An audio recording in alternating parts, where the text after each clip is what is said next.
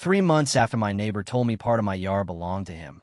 I stood on my front porch drinking coffee while a demolition crew jackhammered nearly 40 feet of his driveway into rubble. The whole street was watching. Nobody said much, but you could feel it in the air. People weren't staring at the concrete. They were staring at him. And the crazy part is, I spent months trying to keep that exact scene from happening. Back in late 2020, I bought a small house outside Greenville, South Carolina. I was 39, freshly divorced, emotionally exhausted, and honestly just looking for somewhere quiet enough to start over. The place wasn't fancy. It had faded blue shutters, a roof that would need replacing eventually, and a giant oak tree in the side yard that looked older than the neighborhood itself. But the second I saw it, I knew it felt like home. The subdivision had that familiar southern neighborhood energy. Everybody knew everybody. People waved from golf carts. Kids rode bikes until dark. On weekends, somebody was always grilling something. Across the street lived an older couple named Frank and Elaine Porter. Nice people.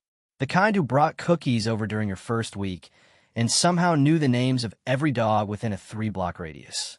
Next door to me lived a man named Curtis Langley. Now Curtis wasn't the loudest guy in the neighborhood. That would have been easier. Loud people announced themselves. Curtis was something different. He always had this strange confidence that made every conversation feel like he already knew how it was going to end. Mid-50s, broad shoulders, sunburned face, expensive sunglasses. The kind of guy who interrupted you halfway through a sentence because he assumed he already knew what you were about to say. During my first month there, he seemed friendly enough. One evening, he wandered over while I was unpacking boxes in the garage.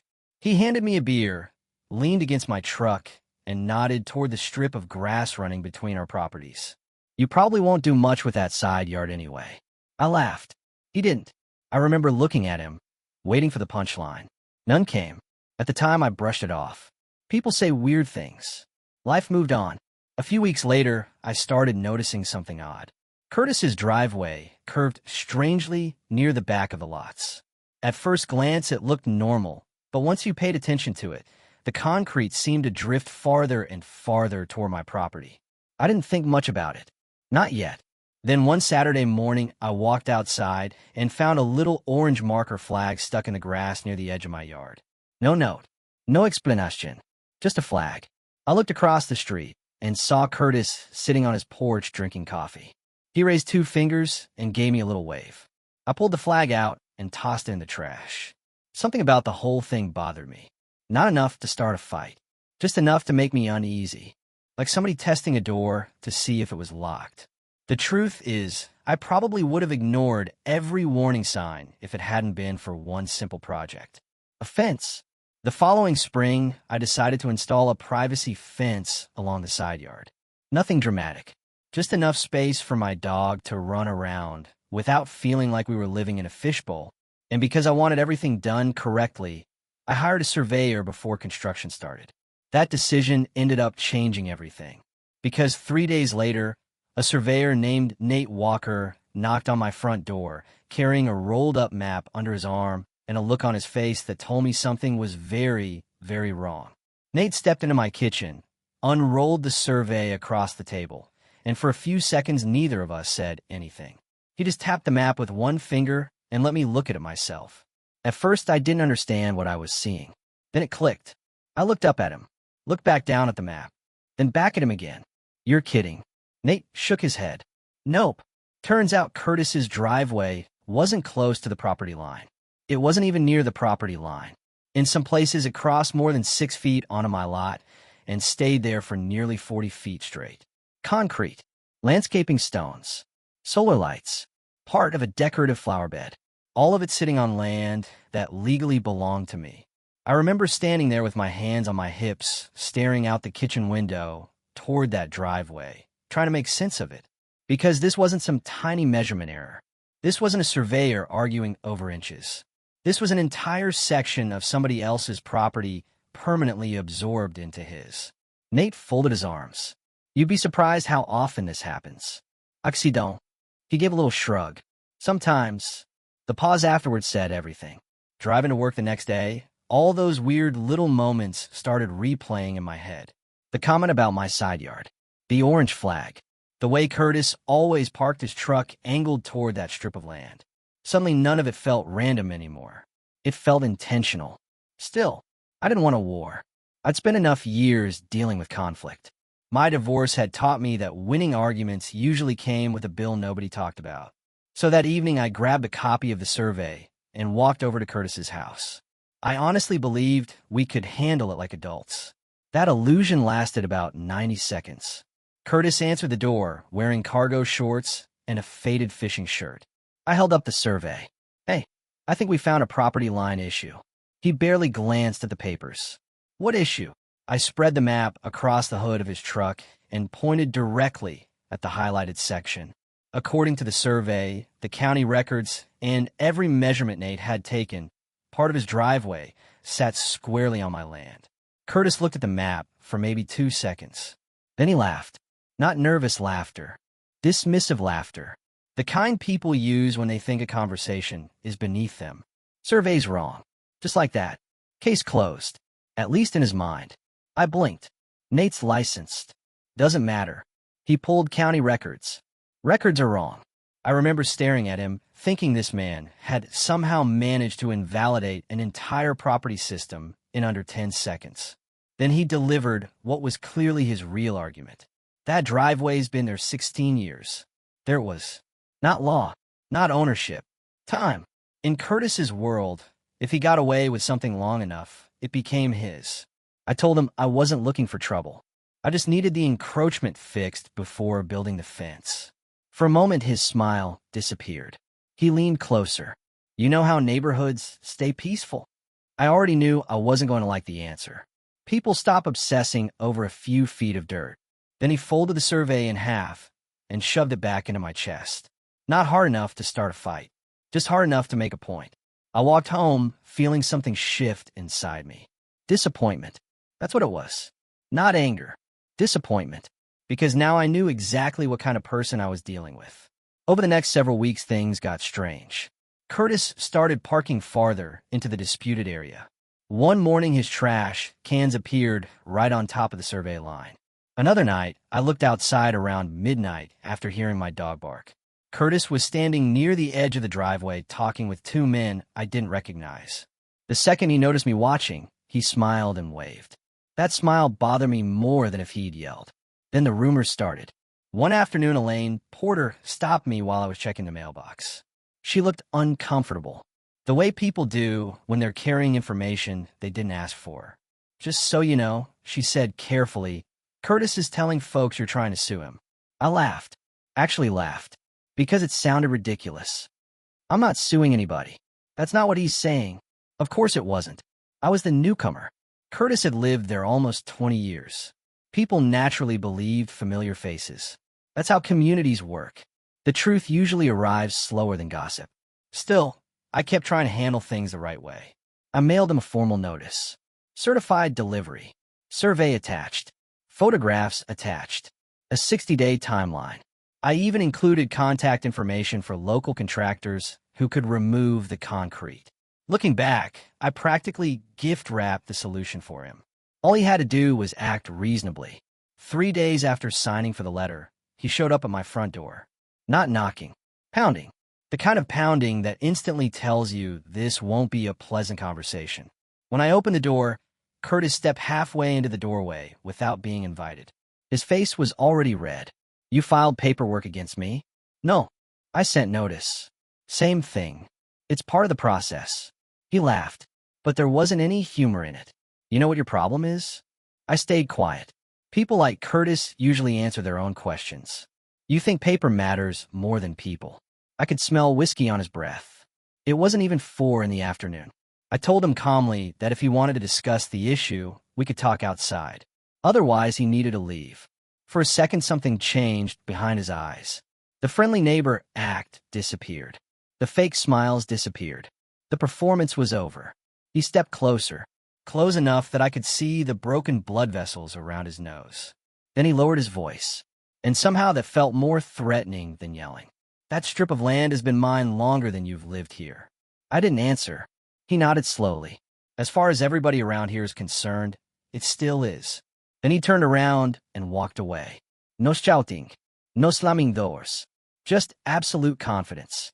The confidence of a man who'd spent years getting exactly what he wanted. The conversation sat with me for days. Because I finally understood something important. The driveway wasn't the real issue. The land wasn't the real issue. Control was. Curtis genuinely believed ownership came from pressure. That if he stood firm long enough, talked loud enough, and made things uncomfortable enough, eventually people would surrender. Maybe that strategy had worked before. Maybe it had worked dozens of times. But 60 days came and went. The driveway never moved. And on day 61, I finally stopped trying to solve the problem privately. I gathered every document, every photograph, every survey report, every certified mail receipt, and submitted everything to the county zoning office. To be honest, I expected months of delays. Government offices aren't exactly known for moving quickly. Instead, 2 weeks later, a county inspector pulled into the neighborhood. And the moment Curtis saw that truck turn onto our street, I knew the game had just changed. The county inspector's name was Monica Hayes. She stepped out of a white pickup truck wearing work boots, a reflective vest, and the kind of expression that told you she had dealt with every excuse known to mankind. The second Curtis spotted her, he came storming out of his garage. "This is harassment," he shouted before she even introduced herself. Monica didn't react, not even a little. She simply grabbed her clipboard, introduced herself, and explained that she was there to verify a reported property encroachment. Watching her work was honestly fascinating. No drama, no emotion, just facts. She checked survey markers, compared county records, measured distances, reviewed photographs, made notes.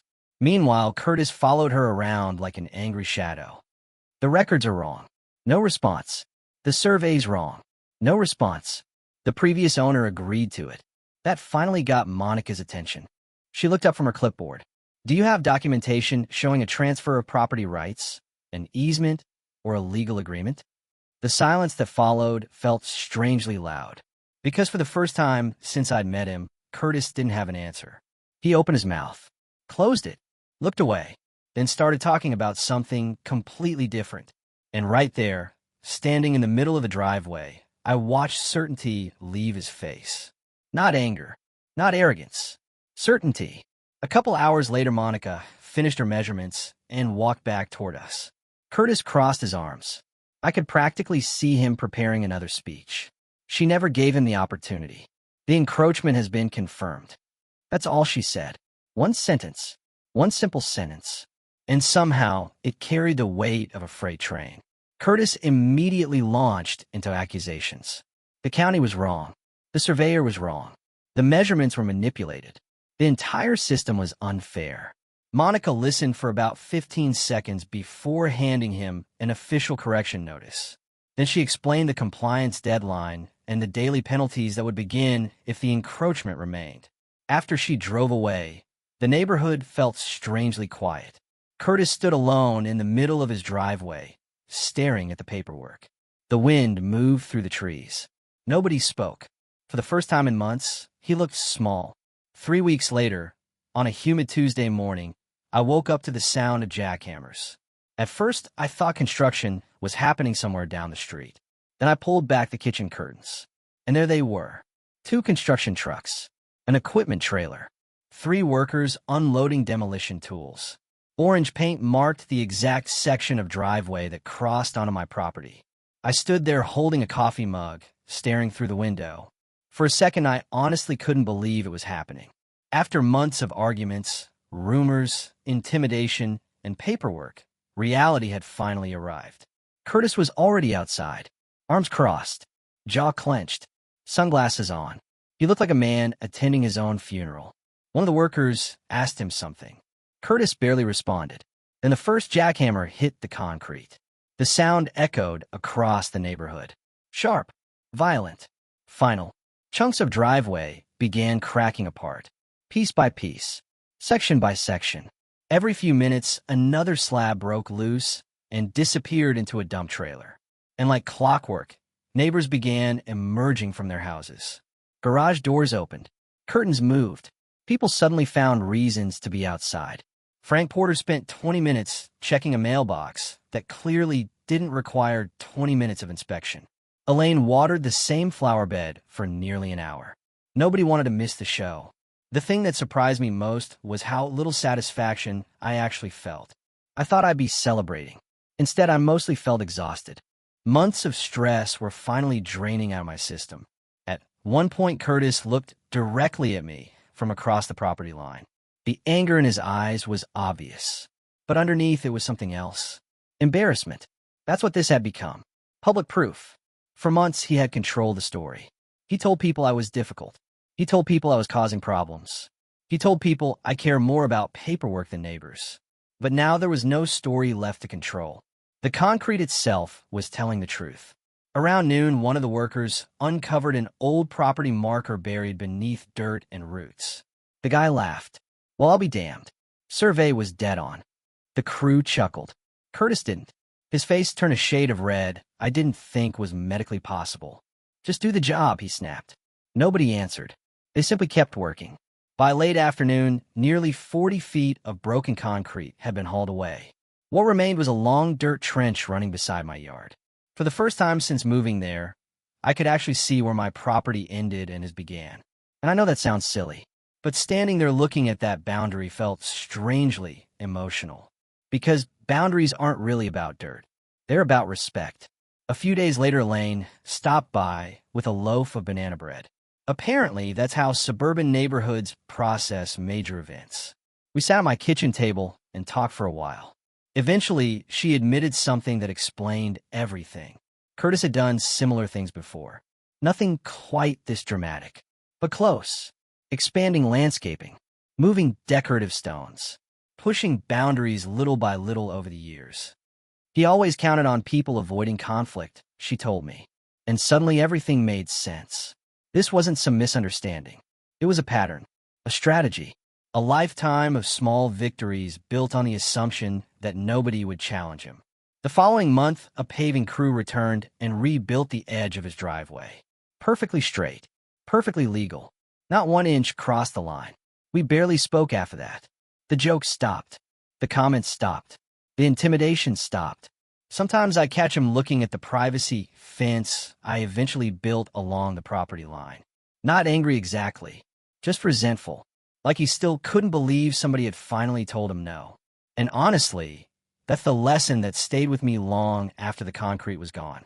The dispute was never really about land. It was about entitlement, about what happens when somebody spends years believing rules apply to everyone except them. Could I have let go? Sure. The previous homeowner apparently did. A lot of people probably would have. But here's what I've learned. Every time you surrender a boundary to keep the peace gets a little smaller. Eventually, you're the one making sacrifices so someone else never has to hear the word no. I didn't want revenge. I didn't want drama. I just wanted my property respected. The county handled everything else. And even now, years later, every time I look at that fence sitting exactly where it's supposed to be, I feel a quiet sense of satisfaction knowing that reality eventually caught up with the story Curtis had been telling himself. But I'm curious what you think. If you discovered your neighbor had been using part of your property for years, would you fight for it? Or would you let it slide to avoid conflict? And where do you draw the line between keeping the peace and standing up for what's right?